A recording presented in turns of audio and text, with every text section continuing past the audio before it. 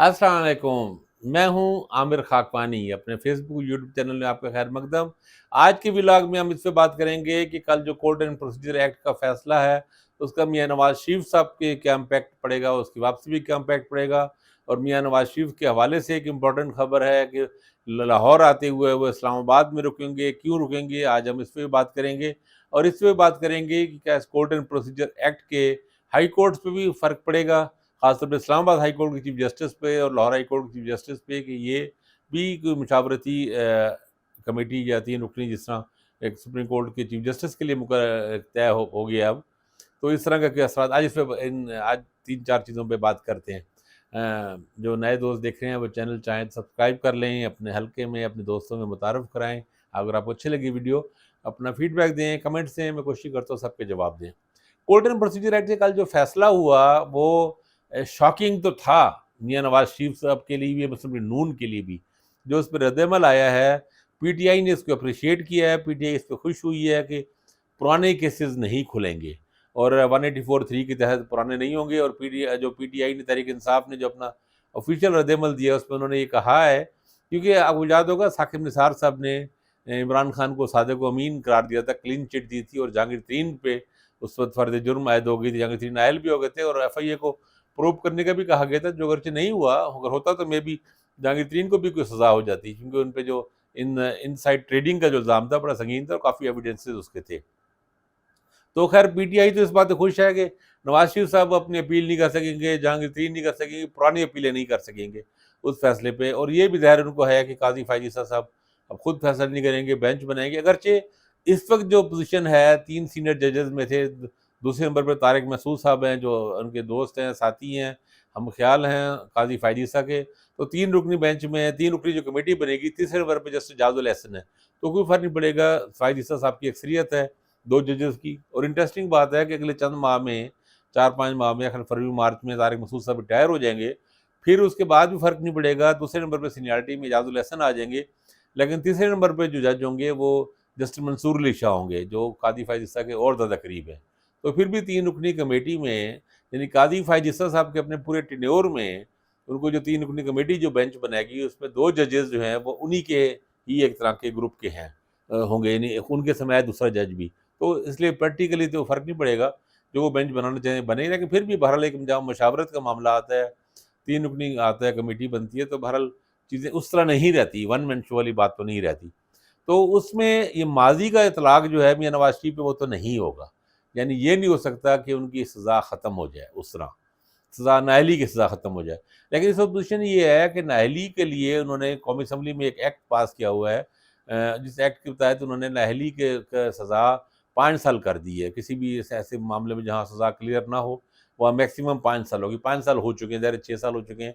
2017 में इनको सुनाई गई थी ये सज़ा, तो 6 साल हो चुके हैं उसको, 6 से ज़्यादा थोड़ा हो गया होगा, नहीं तो 6 तो बहरहाल हो ही गए हैं। तो उस लिहाज से तो इनकी जो ताहियात नाअहली वाला मामला ख़त्म हो गया है और ताहियात नाअहली की जगह पे वो बनता है, यानी उस कौमी असम्बली इस कानून की रूह से। और जहाँ तक उनको सज़ा है, सज़ा उनको सुनाई गई एहतसाब अदालत में। वो उसमें जो अपील है वो उन्होंने इस्लामाबाद हाई कोर्ट में चल रही थी। इस्लामाबाद हाई कोर्ट ने सज़ा पहले मुअत्तल कर दी थी, जो इनके एवान फील्ड अला रेफरेंस और 2 रेफरेंस अला दीजिया अला चल रहा है। लेकिन वो बहरहाल सज़ा मतलब ट्रायल है, यानी अंडर ट्रायल है इस्लामाबाद हाई कोर्ट में। तो इस्लामाबाद हाई कोर्ट में उनको जो भी अगर ज़मानत मिलेगी वो भी इस्लामाबाद हाई कोर्ट से मिलेगी, हिफाज़ती ज़मानत या जो भी कहें राहदारी ज़मानत या ज़मानत मिलती है। और अगर इस्लाम उनकी सज़ा ख़त्म होनी है तो वो भी इस्लामाबाद हाई कोर्ट से होनी है, सुप्रीम कोर्ट से नहीं। सुप्रीम कोर्ट में अगर अपील हुई तो फिर सुप्रीम कोर्ट उसको सेटल करेगी।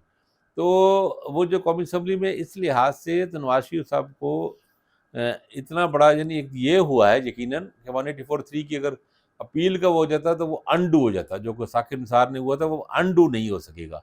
यानी वो धब्बा इनके साथ रहेगा कि वो नाअहली ताहियात नाअहली और सुप्रीम कोर्ट का वो जो फैसला वो बरकरार रहेगा। वो मियाँ साहब अपनी ज़िंदगी में अब उससे जान नहीं छुड़ा सकते जब तक कि वो कोई आइनी तरमीम ना ले आएँ, 2/3 मेजॉरिटी में आके आइनी तरमीम लेके ख़त्म करेंगे चीज़ें, उसके बगैर मुमकिन नहीं है। इतनी बड़ी दायरे फुल कोर्ट का 10-5 का फैसला है तो वो जल्दी टूटेगा भी नहीं।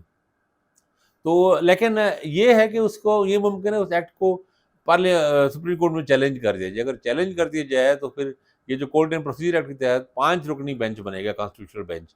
تو 5 رکنی بینچ پھر وہ کیا ڈیسائیڈ کرتا ہے، قاضی فائز عیسیٰ کو جو 3 رکنی کمیٹی جو بینچ بنائے گی اس میں قاضی صاحب خود بھی شاید بیٹھیں، اور کیونکہ پابندی نہیں ہے کہ 3 رکنی کمیٹی کے یہ تینوں بھی شامل ہو سکتے ہیں رکنی کمیٹی کے لوگ، اور باہر کے بھی ہو سکتے ہیں، دوسرے جج بھی ہو سکتے ہیں، تو وہ شاید اگر ہو، لیکن اب اس میں کچھ کہہ نہیں سکتے. تو اس لحاظ سے ان کو شاکنگ تو ہے، دھچکا تو ہے، آسانی تو نہیں پیدا ہوئی، لیکن ایسا بھی نہیں ہوا کہ نواز شریف صاحب کے لیے راستے بند ہو گئے، راستے بار ان کے لیے کھلے ہیں. ایک امپورٹنٹ خبر جو اس حوالے سے آئی ہے، ان کے پلان آج اخبار میں بھی خبر چھپی ہے، ایک نیوز پیپر نے چھاپی ہے کہ یہ واپسی پر لاہور آتے 1 گھنٹے کے لیے اسلام آباد رکیں گے. یہ بڑی ایک عجیب سی بات ہے، اور اس میں چیمیں گوئیاں شروع ہو گئی ہیں، کیوں رکیں گے اسلام آباد؟ اچھا، اخبار نے اس کو کہا ہے کہ یہ ٹیکنیکل ایک اسٹے ہے. ٹیکنیکل اسٹے کیا، کوئی مختصر سی پرواز ہے؟ اب یہاں سے دبئی سے ابوظہبی سے کتنے ٹائم لگتا ہے؟ 1.5-2 گھنٹے کی ویسے پرواز ہے، 2 گھنٹے کی. تو اس میں اب وہ کہہ رہے ہیں 2 چیزیں ایسی توجہ کی جا رہی ہے اخبار میں. ایک تو یہ ہے کہ جناب یہ ممکن ہے کہ اسلام آباد ہائی کورٹ میں کوئی معاملہ ہو، اب وہ بھی 1 گھنٹے میں تو ہونے والا نہیں ہے، کیونکہ کورٹ میں کوئی ٹائم میں یا یہ ذاتی طور پہ خود پیش ہونے والی بات ہوگی یا کوئی معاملہ ہوگا ایسا، اگر یہ ہو کورٹ ڈالا تو وہ بہرحال میری بات سے سمجھ سے باہر ہے. ایگزیکٹ 1 گھنٹے میں کام ہو جاتا ہے، ہوتا نہیں. کورٹ کے معاملات میں ڈیلے ہوتا ہے، بہت سی چیزیں ہوتی ہیں، تو اگر وہ گئے تو وہ آگے پیچھے ہو جائے گا شیڈول ان کا. ہاں، ان کی ایک یہ بھی کہا جا رہا ہے کہ اہم ملاقات ہوئے گی. اب ملاقات والی بات قابل غور ہو سکتی ہے، اگرچہ یہ سوال تو اٹھایا جا سکتا ہے کہ یہ ملاقات کہیں اور کیوں نہیں لاہور ہو جاتی ہے اب، لیکن بہرحال ایک سگنیفیکنس تو ہے کہ اسلام آباد آتے ہوئے ایک ملاقات کا. تو وہ ابھی اس بارے میں تھوڑی ڈیٹیل آنی ہے، خاص طور ملاقات کے والے سے. اب آپ اندازہ لگا سکتے ہیں کس طرح کی کس سے ملاقات ہو سکتی ہے.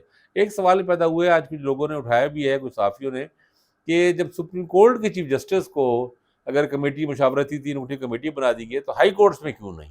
اور خاص طور پہ اسلام آباد ہائی کورٹ کی چیف جسٹس جو عامر فاروق صاحب ہیں، ان پہ تو پہلے ہی الزام لگ چکا ہے، اور پی ٹی آئی ان کو الزام لگا چکی ہے، کہہ چکی ہے کہ عمران خان کیسز نہ سنیں ان پہ، اور وہ سارے کیس سن رہے ہیں اور خود ہی کر رہے ہیں، اور ظاہر اس پہ کافی ساری شکایات بھی. ایک کیس میں بھی ایسا نہیں کیا کہ انہوں نے خود سائڈ پہ ہو کے کوئی بینچ بنا دیں.